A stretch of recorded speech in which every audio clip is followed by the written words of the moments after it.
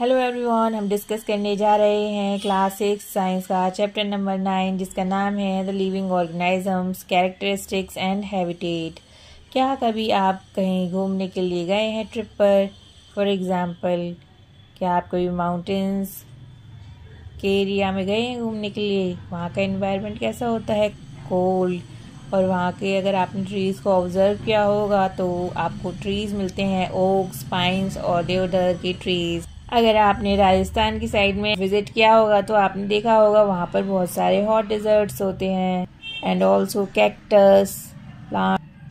अगर आपने पुरी की साइड में विजिट किया होगा तो आप वहाँ पर सी बीचेस देखते हैं एंड डॉटेड विथ ट्रीज भी डिफरेंट होती है। तो हमें पता चलता है कि डिफरेंट हैबिटेट्स में हमें डिफरेंट टाइप्स की प्लांट्स और एनिमल मिलते हैं। Now the question is, habitat आप किसे कहेंगे?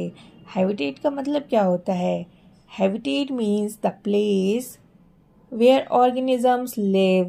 Habitat means a dwelling place. Habitat provide food, water, air, shelter and other needs to the organisms. Several kind of plants and animals live in the same habitats. अगर हम बात करें types of habitats की, habitats mainly दो तरह के होते हैं, टर्रेस्ट्रियल एंड एक्वेटिक हैबिटेट। पहले हम डिस्कस करेंगे टर्रेस्ट्रियल हैबिटेट के बारे में।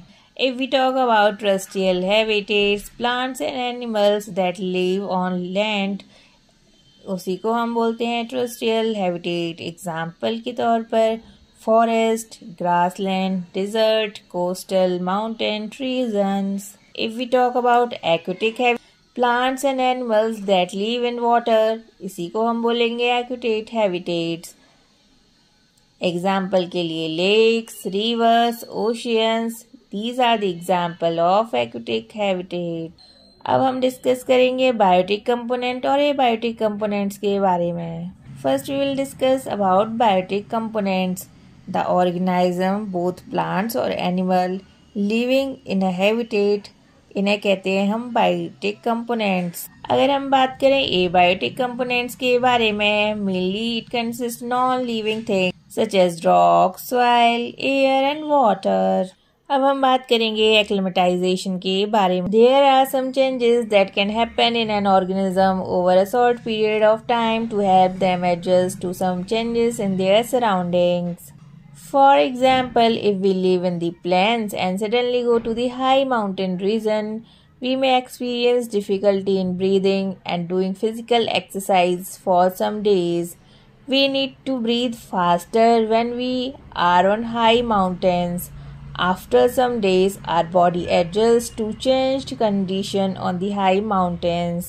Such as small changes that take place in the body of a single organism over a short period to overcome small problems due to change in the surrounding are called acclimatization।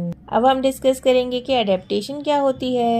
Adaptation is the method by which organisms get well adjusted to the climate.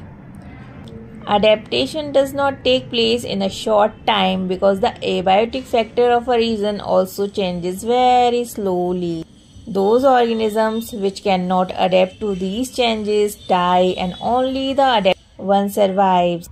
Organisms adapt to different abiotic factors in different ways.